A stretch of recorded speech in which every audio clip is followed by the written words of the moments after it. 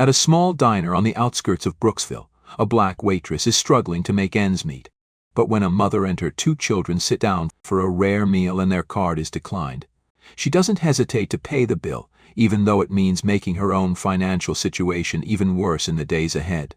What she doesn't know is that this act of kindness will lead her to meet a powerful man who will help change her life. At 26, Tiana Hayes was no stranger to long hours and aching feet, working double shifts as a waitress at Maple Street Diner, a cozy but aging little restaurant tucked between a rundown bookstore and an old laundromat in the small town of Brooksville, Georgia. She had grown up here, watched the town shift in slow, almost imperceptible ways. New businesses would pop up only to close within a year, and old buildings sagged a little more each season, their bricks worn and weathered like the people who lived here. But nothing had changed as much as her own life.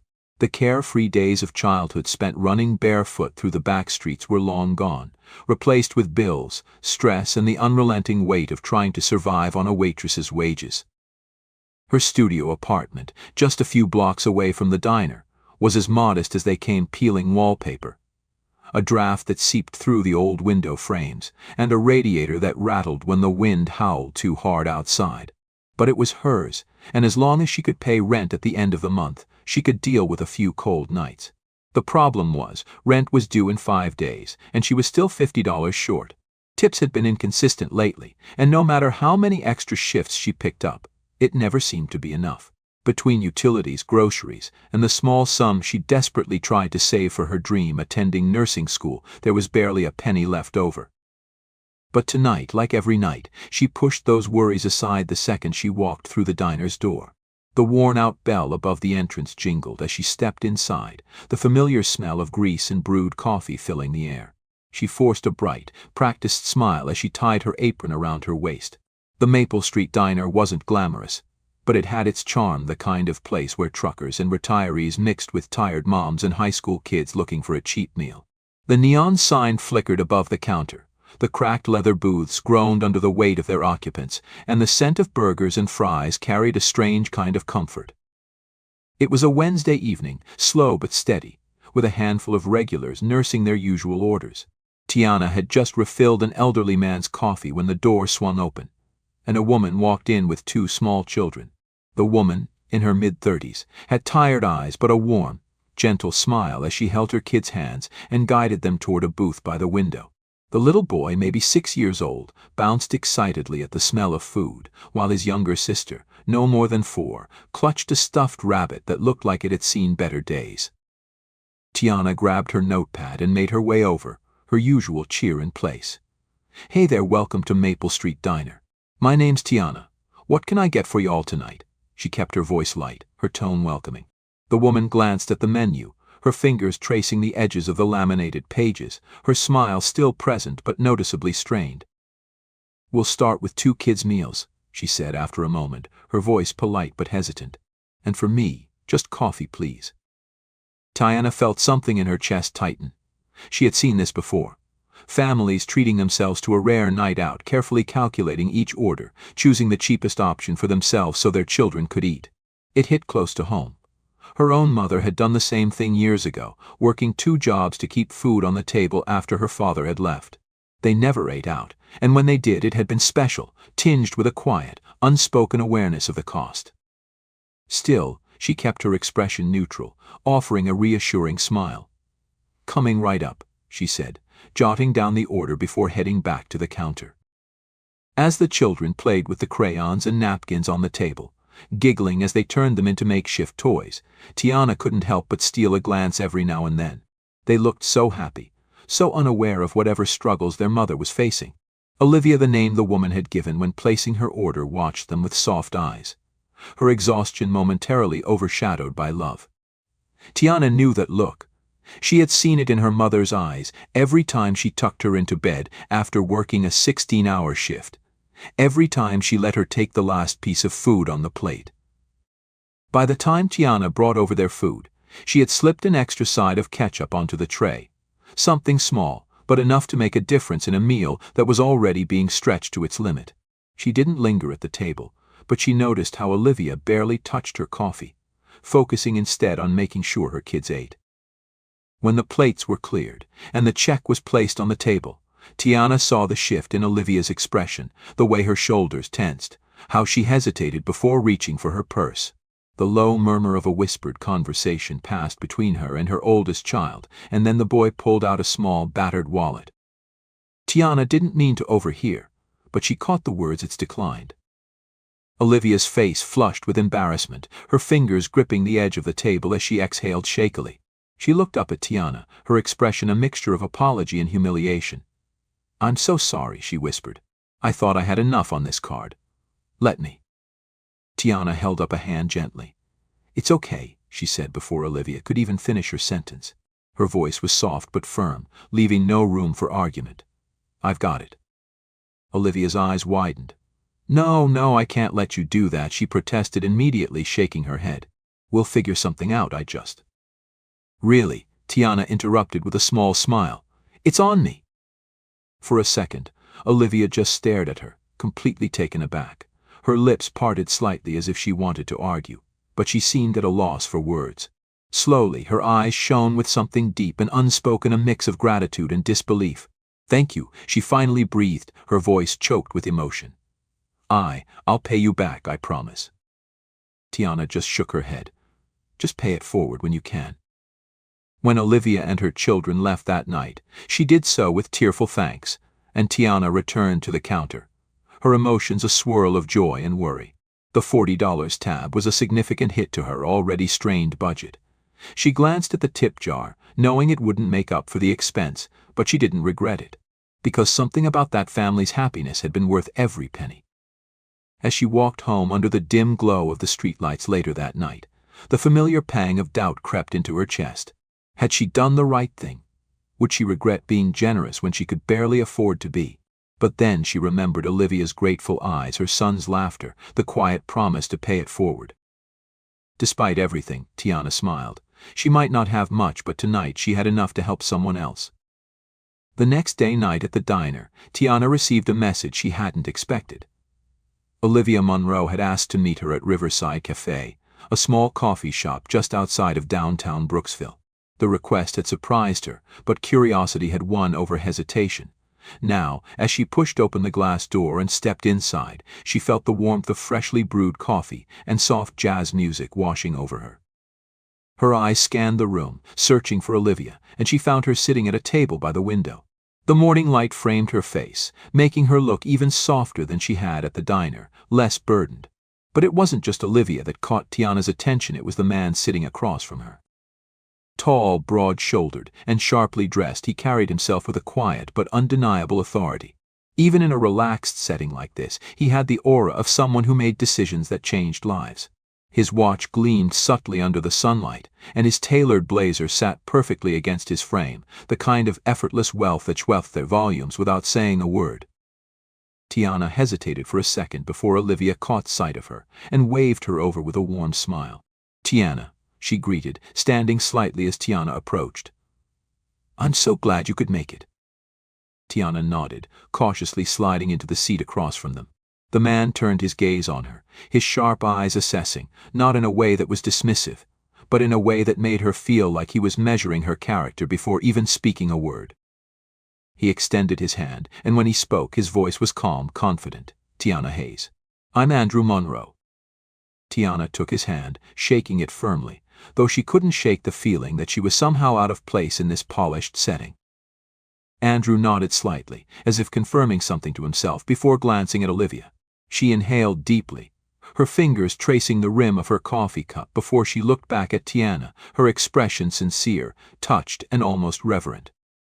"I haven't been able to stop thinking about what you did for us," Olivia admitted. "I wanted to meet you again because I needed to understand. I needed to know who you are, the kind of person who would step in for a stranger without hesitation, who would give when she didn't have much to give." Tiana felt a twinge of discomfort, not because she regretted what she had done, but because she had never expected this level of attention. She wasn't used to being seen in this way, let alone by people like them. She cleared her throat, offering a small shrug. "It wasn't that big of a deal," she murmured, stirring her untouched coffee. Andrew's gaze sharpened slightly, as if he caught the deflection. "Wasn't it?" His voice was even, but there was something pointed about the way he said it. You covered a meal for someone you didn't know, despite the fact that you're struggling yourself. I'd say that's a big deal. Tiana glanced at Olivia, whose eyes were filled with something that looked suspiciously close to admiration. A moment of silence stretched between them before Olivia spoke again, softer this time. I'd like to know more about you, Tiana. Tiana hesitated, unsure how much to share. But there was something disarming about the way Olivia and Andrew looked at her, like they weren't just being polite, like they actually wanted to understand. So she told them. She told them about the small apartment, the peeling wallpaper, the heat that barely worked in the winter. She told them about working double shifts, about how no matter how hard she pushed herself, it never seemed to be enough. She told them about her mother, about watching her struggle, watching her sacrifice everything just to make sure Tiana had food on the table. And finally she told them about her dream, how she had always wanted to be a nurse, how she had imagined herself in scrubs, caring for people the way no one had cared for her mother when she was sick. But school was expensive, and dreams cost money. Money she didn't have. By the time she finished, Olivia's eyes had turned glassy with emotion. Andrew, however, remained silent, his fingers lightly tapping against the ceramic of his coffee cup. His expression was thoughtful, unreadable, but Tiana could feel the weight of his gaze, as if he was calculating something, reaching a decision before he even spoke it aloud. Then he took a slow sip of his coffee, placed the cup down gently, and met her eyes with unwavering intensity. Tiana, he said, voice calm but heavy with meaning, I'm not just Olivia's brother. I own Maple Street Diner, the place you work at. Tiana froze. The air in her lungs stalled, her fingers tightening around the coffee cup. Did she hear that right? Andrew Monroe, CEO of Monroe Hospitality Group. Her boss's boss's boss. The shock must have been evident on her face because Olivia reached over, touching her hand lightly. I didn't tell you at the diner because I didn't want it to change anything, she admitted softly. I wanted to meet you like this first, without anything else in the way. Tiana opened her mouth, but no words came out. This wasn't what she had expected. Andrew studied her reaction carefully, then leaned forward slightly, placing a white envelope on the table between them. This is for you, he said. Tiana hesitated before reaching for it. The paper was thick beneath her fingertips, smooth, professional. She unfolded it slowly, her breath catching when she saw what was inside. A check for $5,000. But more than that, another piece of paper, one that made her heart stop entirely. Nursing scholarship application, sponsored by Monroe Hospitality Group. She looked up at Andrew, stunned, speechless. What is this? Andrew's expression remained steady, but there was genuine warmth in his eyes now. A chance. Tiana's throat tightened, her fingers trembling slightly as she held the papers. This will cover the cost of getting you into a program, Andrew continued. But you'll have to prove yourself. If you're serious about becoming a nurse, we'll support you. We'll help you make it happen. For a moment, Tiana couldn't breathe.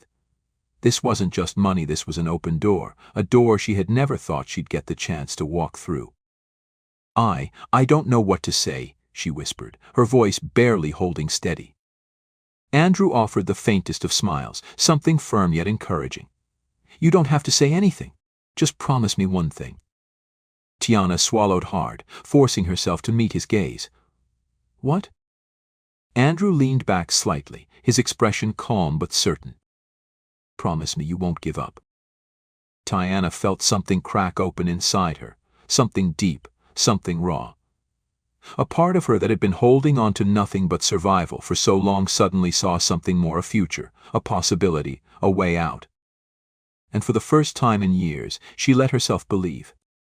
Tiana sat there, the white envelope still in her trembling hands, her mind struggling to process the moment. The words nursing scholarship stared back at her, foreign yet intoxicating, like something belonging to someone else, someone whose dreams weren't just idle fantasies. Her throat was dry, her pulse unsteady. This couldn't be real. It couldn't be happening to her. She looked up, meeting Andrew Monroe's gaze. His expression was calm, steady, like he had already made peace with whatever decision she was going to make. Olivia watched her with quiet encouragement, her fingers curled around her coffee cup, but Tiana saw the emotion in her eyes. She wasn't just offering gratitude, she was offering belief. Her voice came out hoarse, barely above a whisper. Why? Andrew leaned back slightly, hands folded over the table. Because you deserve a chance, Tiana. His voice was even, but there was something undeniable in the way he said it, something that sent a shiver down her spine. You work hard. You put others before yourself, even when you don't have much to give. That's the kind of person who should be out there making a difference. That's the kind of person I want to invest in. Tiana blinked rapidly, her vision blurring. No one had ever said anything like that to her before. No one had ever looked at her and seen potential instead of struggle. She swallowed hard, gripping the envelope like it might slip through her fingers. I don't know if I can do this. Andrew exhaled, tilting his head slightly as he studied her. What exactly do you think you can't do? She let out a small, shaky laugh, but there was no humor in it. All of it. School, balancing work, not failing. She looked down at the papers again, her hands tightening around them. I haven't been in a classroom in years. What if I'm not good enough? What if I waste this chance? Andrew's expression didn't waver. He reached for his coffee, took a slow sip, and then set it down before speaking. Let me tell you something I've learned, Tiana. The people who succeed, they're not always the smartest. They're not always the most talented. But they're the ones who don't quit. She inhaled sharply, his words hitting her harder than she expected. You've already done the hardest part, he continued. You've survived. You've kept going. You've held on to hope even when life tried to beat it out of you. You think passing some classes and working a little harder is going to be the thing that stops you. His lips quirked slightly. You're tougher than that. Tiana felt something tighten in her chest, something raw and vulnerable. She wanted to believe him, but fear still clung to her ribs like a vice. Olivia reached across the table, touching her hand lightly. You don't have to do this alone, she said softly. I know what it's like to be stuck, to feel like the world is too big and you're too small to change anything. But people believed in me when I needed it most. Now it's my turn to believe in you. Tiana's grip on the envelope faltered. She had spent so long carrying everything alone, believing that no one was coming to save her. But maybe she didn't have to do it alone. She took a breath, shaky but determined, and met Andrew's gaze once more. If I take this, I won't quit. A flicker of approval passed through his eyes. Good.